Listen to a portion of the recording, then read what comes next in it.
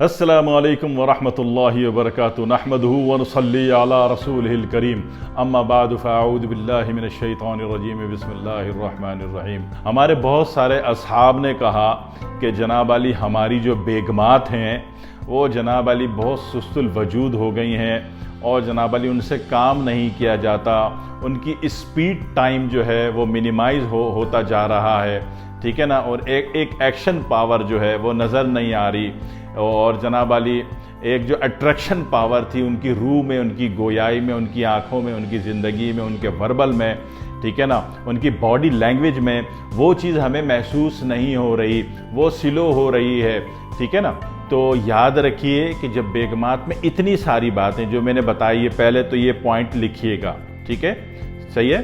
और इसी तरह ख़वातीन भी महसूस करती हों कि जनाब अली अब काम करने में वो रफ्तार नहीं रही, वो एक्शन नहीं रहा, वो पावर नहीं रही, वो कमांड और कंट्रोल सिस्टम जो है, मैनेजमेंट जो है वो स्लो पड़ रही है। आसान लफ्ज़ों में एक काहली की कैफियत महसूस हो रही है, कामचोरी की कैफियत महसूस हो रही है, आसामी बलगमी कैफियत महसूस हो रही है, ठीक है ना, ढीलापन महसूस हो रहा है, ठीक है। तो ऐसी सूरतों में दुनिया की जो सबसे बड़ी चीज़ है जिसको हयात निस्वां कहते हैं, हयात निस्वां, औरत की ज़िंदगी, ठीक है, वो आपके पास क्या चीज़ है? सोना, हीरा, याकूत, जवाहरात, ज़ुमर्रद, मरजान का कुश्ता नहीं है, वो सिर्फ लौंग है, लौंग लौंग, ठीक है, जिसको आप अरबी में करनफल कहते हैं और अंग्रेज़ी में क्लोव कहते हैं, ठीक है। तो ये क्या है? लौंग।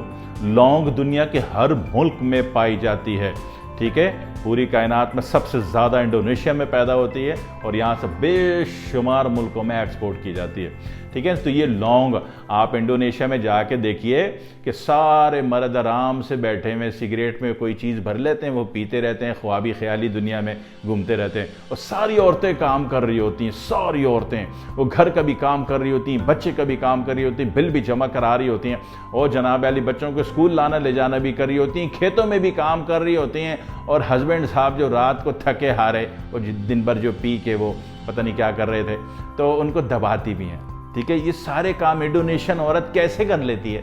कुछ तो होगा ना। तो उसमें जो किरदार अदा हो रहा है, जो फैक्टर है, कैरेक्टर परफॉर्म हो रहा है, वो है लौंग का, बस, ठीक है।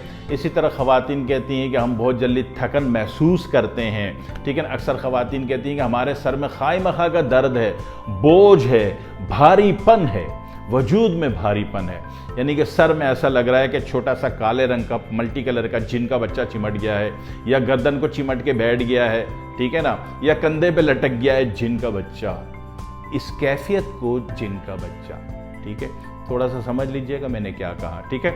तो अगर ऐसा महसूस करती हैं तो ऐसी सूरत में भी, ठीक है, ऐसी तमाम, ये तमाम कौन सी कैफियत हैं? आसाबी कैफियत हैं, ठीक है, आसाबी, जिसका सारा टेस्ट कराने के बाद, सारी तशखीस करने के बाद जो लॉजिकल एंड होगा वो न्यूरोलॉजी पर आएगा, ठीक है। वो ग्लैंड सिस्टम पर नहीं आएगा, वो मस्कुलर सिस्टम पे नहीं आएगा, न्यूरोलॉजी पर आएगा। ये तमाम मसाइल, और इस तरह एक केस बहुत ज़्यादा होता है कनाडा में। कनाडा में ये केस बहुत ज़्यादा होता है। वहाँ क्या कहते हैं? कहते हैं जी मस्कुलर सिस्टम, जो मसल जो हैं वो फेल हो गए। होता है क्या है कि जो उज़लात हैं, मस्कुलर सिस्टम है आपका, उज़लाती सिस्टम जो है ये बिल्कुल ढीला पड़ जाता है, ग्रिप ख़त्म हो जाती है, ठीक है।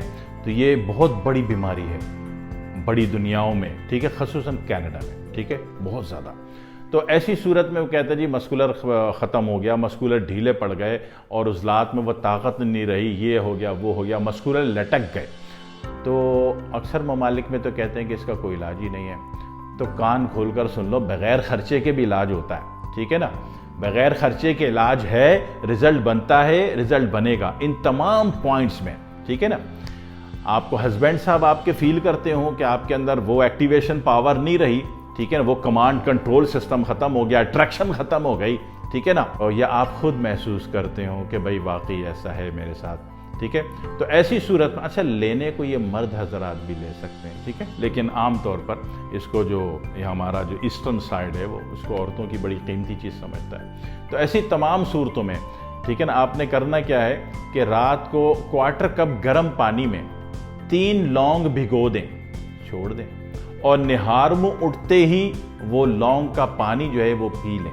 अब जो लौंग बची उसको निमटा देना किसी में, कुछ भी पकाते वक्त किसी सालन में डाल देना, कोई पुलाव में डाल देना, कोरमे में, किसी में भी डाल देना, ज़ाया नहीं करें उसको, ठीक है। तो ये जो 3 लौंग आपने रात को भिगोई है और सुबह ली है, फर्स्ट ऑफ ऑल इसको कीजिएगा। और जब पहले दिन करेंगे तो इसका रिजल्ट पहले ही दिन बनता है, ठीक है।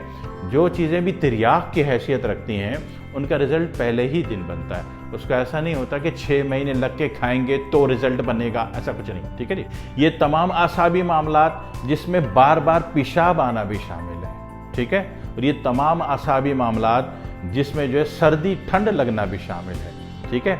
ये तमाम कैफियत, इन तमाम कैफियत में जो ख़वातीन के जितने मसाइल होते हैं, इन तमाम इनमें से जो मैंने अर्ज़ किए, कहीं PCOS पे ना ठोक देना इसको, ठीक है। इसके अलावा जितने आसाबी यूनिट्स हैं, ठीक है, तो उन तमाम में जनाब वाली रोज़ाना रात को 1/4 कप गर्म पानी में 3 लौंग आपने भिगो दिए और जनाब वाली आपने कर लिया, लेकिन मैंने पी लिया सुबह निहार मुँह। लेकिन मैंने शुरू में एक बात कही थी कि अक्सर ख़वातीन की फीलिंग्स ये होती है कि मेरे सर पे जिन्नात हैं, वो बिल दावा बिल यकीन कहती हैं कि मेरे ऊपर अमल कराया गया है, ठीक है ना, मेरे सर में जिन बैठा हुआ है। वो नज़र भी आता है उनको महसूसात की कैफियत इतनी बढ़ी हुई होती है कि वो बैठा हुआ नज़र भी आता है। नीचे 2 काली काली टांगे लटकी हुई हैं, पता चला गौर से देखा हस्बैंड बेचारे ने तो अपने बालों की चुटकियाँ लटकी हुई है, लेकिन उनको नज़र आ रही है कि काला बंदर चिपटा हुआ है, ठीक है। इसी तरह उनको महसूस हो रहा है कि गर्दन पे किसी चीज़ ने पकड़ा हुआ। उनके अल्फाज ये नहीं है कि गर्दन में खिंचाव है, ठीक है ना, बल्कि उनकी वर्बल ऑपरेट हो रही है कि जनाब अली किसी चीज़ ने पकड़ा हुआ है, ठीक है ना। अगर गैर फितरी अल्फाज पेशेंट यूज़ कर दे, ठीक है, नॉर्मल से हटकर, तो आपने उस गैर फितरी अल्फाज की कोई वजूहात पीछे हैं जो वो गैर फितरी अल्फाज यूज़ कर रहा है, उसकी बेस है, ठीक है। तो ऐसा पेशेंट जो कि अपनी बीमारी तकलीफ़ के साथ एबनॉर्मल वर्ड भी यूज़ करे, तो उसके लिए क्या करना है, तो उसको यही पानी इसी तरीके से, कोई लंबी कहानी नहीं, कोई मुश्किल में नहीं डालना, ठीक है ना। उसको यही पानी देते वक्त जो है सुबह 11 मरतबा आयतल कुर्सी, 11 मरतबा सूरह फलक, 11 मरतबा सूरह नास पढ़ के दम कर दीजिए, यही पानी पिलाइए। देखिए अल्लाह की कुदरत, जो नॉर्मल कंडीशन में नॉर्मल बयान दे रहा था, नॉर्मल लूजनेस फील कर रहा था, नॉर्मल कूलिंग फील कर रहा था, ठीक है ना, और नॉर्मल लेजीनेस फील कर रहा था, तो उसको तो आपने बस रात को डबोया और सुबह दे दिया। लेकिन जो एबनॉर्मल वर्ड यूज़ कर रहा है पेशेंट, ठीक है, तो वहाँ पे आपने ये पढ़ाई करनी है, सही है। और पढ़ाई आप करें और बहुत अच्छी चल जाए। एक तरह पेशेंट कहता है हमने पढ़ाई की, हमें फ़ायदा नहीं हुआ, फ़ायदा होना चाहिए, मतलब बताने वाले का फिर वो डिलीवरी ख़राब हो जाएगी, ठीक है। तो उसमें ये होता है कि जब भी आप कुरान का कुछ भी हिस्सा पढ़ रहे हो, आपने वज़ू कर लिया और खुशबू लगा ली हो, ठीक है। एक बात याद रखिएगा, एक बहुत छोटी सी बात है मगर है करोड़ों की, ठीक है ना, कि बीमारी जो है ना वो बदबू है, जो बदबू है वो बीमारी है, ठीक है, और जो खुशबू है वह इलाज है।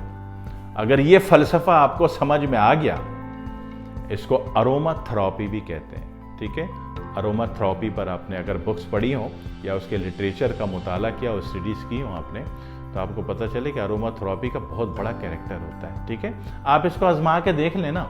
आप किसी के घर में गए, वहाँ जनाब बैटरी के जलने की, लोहे के जलने की, वेल्डिंग की, किसी भी चीज़ की एनी ऑल कोई स्मेल बुरी आ रही है, तो चंद ही देर में आपकी तबीयत ख़राब हो जाती है, बुरा महसूस होता है, तबीयत में उलझावा, उलझन का शिकार हो जाते हैं नफ्सियाती तौर पर, ठीक। इसी तरह कोई साहब अचानक गले मिल गए आपको और उनके जिस्म से इंतहाई बदबू आ रही थी, ठीक है, तो उससे भी मिलकर आपकी तबीयत में एक नागवारियत सी महसूस होती है।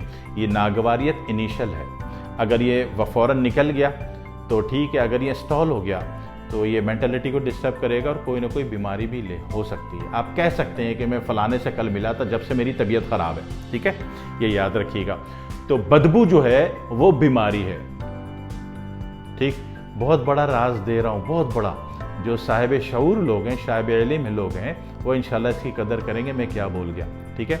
और जो खुशबू जो है वो जनाब अली वो इलाज है, वो फरहत है, वो मुसर्रत है, ठीक है। आप देखिए, आप जुमे के दिन मस्जिद जाते हैं, अगर आप रोज़ जाते हैं, 5 टाइम जाते हैं, तो आपकी अज़मत को सलाम, आप बहुत अच्छा तरीन काम करते हैं, इससे अच्छा तो कोई काम ही नहीं है। लेकिन ये कि अगर आप जुमे को भी जाते हैं तो आप देखिए कि जो जुमे में मस्जिद में हर बंदा कोई ना कोई खुशबू इतर या परफ्यूम लगा के आता है, ठीक है। अब वहाँ जब आप जाते हैं और मस्जिद से निकलते हैं तो आपकी तबीयत में एक अजीब सी फरहत का एहसास होता है, एक अजीब सी मुसर्रत का एहसास होता है, ठीक है ना। ये फरहत मुसर्रत कैफियत का नाम है, वो वाली नहीं जो आपके व्हाट्सएप में ऐड है, वो नहीं, कैफियत की बात कर रहा हूँ, ठीक है। तो आपको अच्छा तरीन महसूस होता है, ठीक है ना। इसी तरह आप बैतुल्ला जाते हैं तो वहाँ पे खुशबुओं से मुअत्तर है मामला, तो वहाँ जाके आपको अच्छा महसूस होता है ना। मस्जिद नबवी जाते हैं तो आपको खुशबुओं से भरा हुआ माहौल है, अच्छा महसूस होता है, तो उसको अरोमा थेरेपी कहते हैं, ठीक है। कि जब भी आप कुरान पढ़ें, कलाम पढ़ें ये दम करने के लिए, तो थोड़ा सा वजू करके थोड़ी सी खुशबू ज़रूर लगाइएगा। खुशबू इनिशियल है, खुशबू स्टार्ट है शिफा याबी के लिए, ठीक है। इसको याद रखिएगा, बहुत कीमती तरीन मैंने बात की है, बहुत आसान और सिंपल वर्ड्स में, ठीक है। दुआ में याद रखिएगा। वस्सलामु अलैकुम वरहमतुल्लाहि वबरकातुहू।